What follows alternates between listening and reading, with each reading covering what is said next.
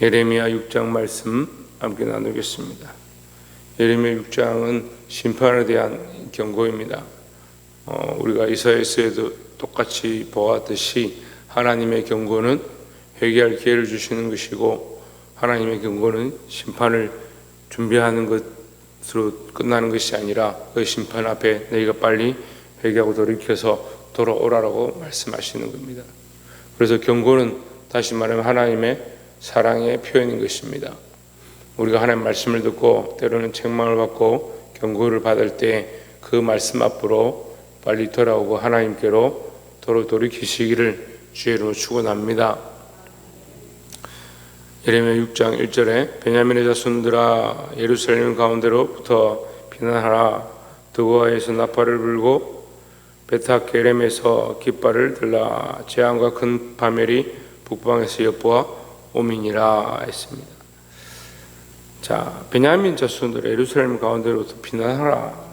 근데 예루살렘으로 원래 가야 되고, 예루살렘으로 올라가자, 예루살렘으로 올라갈 때 우리의 마음이 기뻤다 이렇게 했는데, 오히려 성경이 뭐라고 하냐면 피난하라, 도망쳐라 이 말이야. 어디를 도망쳐라? 예루살렘에서 도망쳐라, 하나님께로부터 도망쳐라, 이런 얘기를 하는 거예요. 그 하나님을 만나러 예루살렘으로 가야 되는데 어디로 가라 하느냐? 자윤 어디로 가라고? 하나님께로 가야 되는데 지금 어디로 가라고 합니까? 도망쳐라고 하죠. 도망쳐라고. 그게 왜 예루살렘으로 도망쳐라 하느냐? 예루살렘 멸망하기 때문에 그렇다. 하나님을 만나는 처소가 왜 멸망하느냐?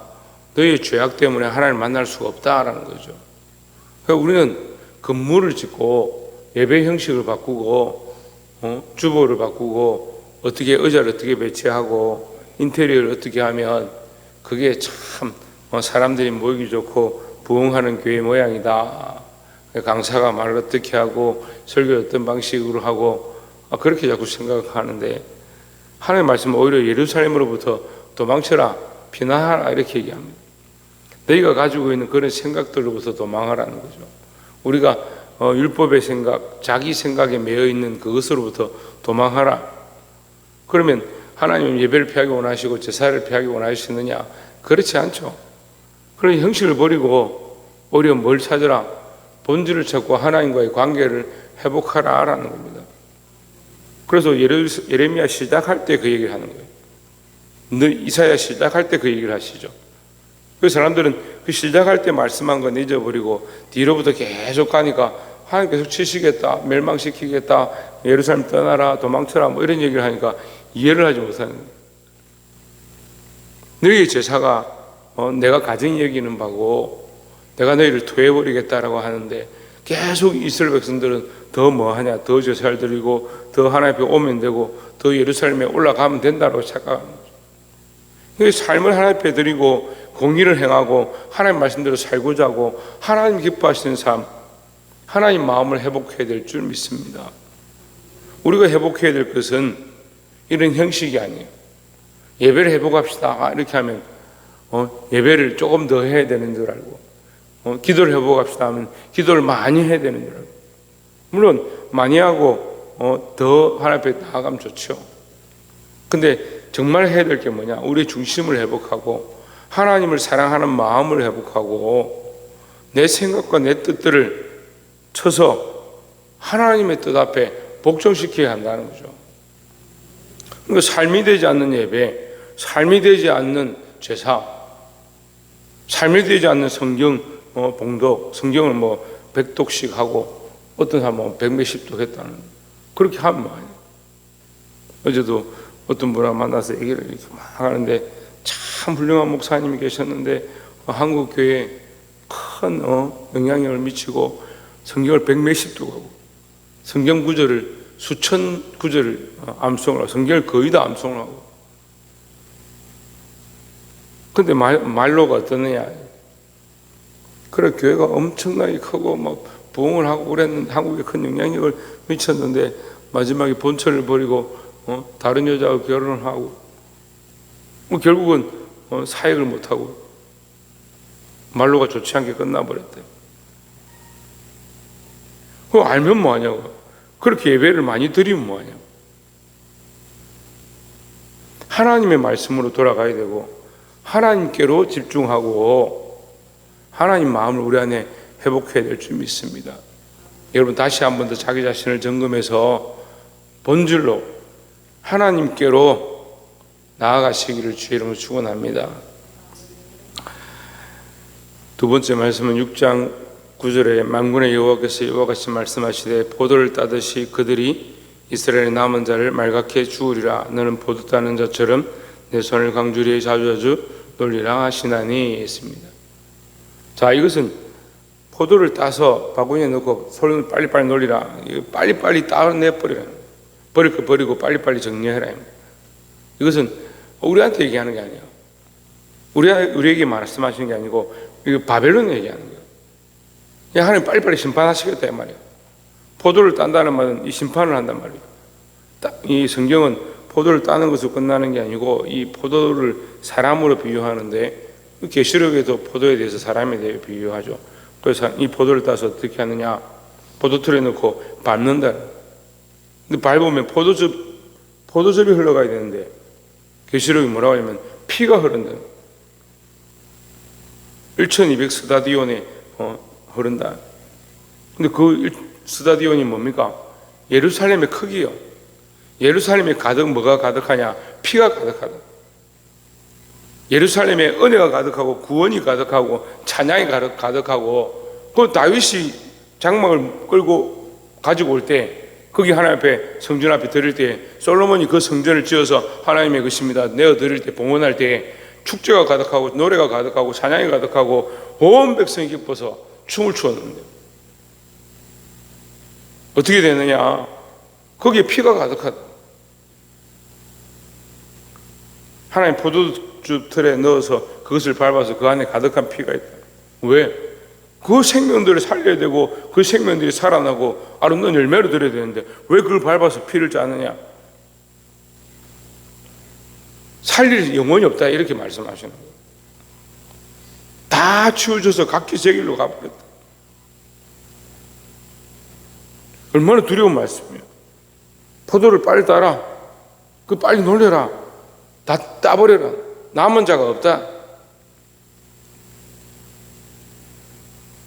그 어제 5장의 말씀에서 기억하십니까? 너희가 예루살렘 다니면서 의인을 찾아봐라. 의로운 자를 찾아봐라. 한 사람이라도 있는가? 그 제가 말하는 게 아니에요. 목사님 왜 그렇게 무슨 말씀하십니까? 제 얘기가 아니에요. 지금 말씀이 우리에게 경고하잖아요. 여러분 우리가 그 한 사람이 되어야 합니다. 몇 명이냐 누가 그러냐 그렇게 할 필요 없어요. 여기 몇 명 있느냐 우리 교회는 누가 어려운 사람이고 하나님 기뻐한 사람이고 누가 그럴까 이 사람 그럴까 저 사람 그럴까 목사님하고 뭐 이래 하면 한 3명 되겠나 그럴 필요 없어요. 그걸 왜 우리가 헤아려요? 다윗도 그렇게 헤아리다가 망했잖아요. 오늘 어떻게 되느냐? 내가 본질로 돌아가고 내가 하나님의 마음을 회복하고 내가 믿음을 회복하고 내가 하나님 앞에 깨어나는 것이 중요하다는 거죠. 내가 그 마지막에 남은 한 사람이 되는 거예요. 그 내가 한 사람이 되면 그 한 사람들이 모여서 교회가 되고 그 한 사람들이 모여서 이 성을 멸망치 않게 하는 그런 역할을 하고 그 한 사람들이 모여서 이 성을 위하여 기도하는 중보자로 설 수 있다는 거예요. 아브라함 같이 이 시대의 예레미야 같이 이 땅을 위하여 애통하고 슬퍼하고 기도할 수 있는 그런 자들로 서기를 주의 이름으로 축원합니다. 마지막 세 번째로 6장 29절에 보시면 28절부터 계속 이 풀무에 대해서 얘기하는데 그들은 다 심히 반역한 자며 비방하며 돌아다니는 자며 그들은 녹과 철이며 다 사악한 자니라. 그 사악한 자들을 어떻게 해요? 풀무불에 넣는데 29절에 풀무불을 맹렬히 불면 그 불에 납이 살라져서 단련한 자의 일이 헛되게 되느니라. 이와 같이 악한 자가 제거되지 아니하나니 했습니다. 자, 이 풀무불을 불어가지고 풀무불을 불수록 이 대장장이가 이제 풀무불을 불고 형광로에 풀무불을 불면 불어서 세게 불수록 계속 불수록 어떻게 돼요? 온도가 점점 올라가죠. 근데 강하게 불면 어떻게 돼요? 강하게 불면 정말 소중한 은이나 납은, 이 시대에 납이 귀했으니까 은이나 납은 빨리 녹아서 사라져 버려요. 타버리든지 찌꺼기 되어 빨리 녹아버리는 거예요.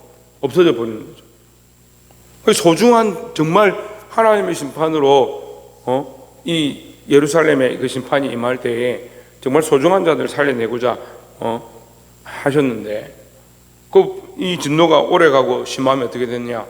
이 성이 다 멸망해 버리니까 이 악한 자들을 멸망시키려고 하다가 오히려 어떻게 의로운 자들이 망하게 된 거예요. 그 은이나 납이 다 사라져서 소용이 없게 돼버린 거예요. 그러니까 우리가 하나님의 이 진노가 극하지 않도록 하나님께서 경고하실 때 빨리 돌이켜야 된다는 뜻을 얘기하는 거예요. 심판은 악한 자들을 향하여 있는데 정말 소중한 자들이 상하지 않도록, 그래서 우리는 뭘 하느냐? 빨리 돌이켜서 회개해야 돼요. 예, 망해서 완전히 넘어져서 돌이키지 못할 상황이 되지 않도록. 그래서 그런 얘기, 자녀들도 책망하고 징계하고 권면하고 권고할 때 이 도가 지나치면 살리는 게 아니고 오히려 상처를 주는 거예요. 그러니까 이게 지혜가 필요한 거예요. 학교 교육도 마찬가지고 교회도 마찬가지고 이 책망하고 권면해야 되지만 이게 지나치면 오히려 상처가 되는 거예요. 그래서 우리가 지혜롭게 적당히, 그래서 그 사람을 살리고자 하는 방향으로 해야 된다라는 거죠. 하나님께서 이 예루살렘에 심판을 하셨는데 그 심판이 맹렬해서 어떻게 되느냐? 온갖 정말 소중한 것들이 사라질 수가 있다.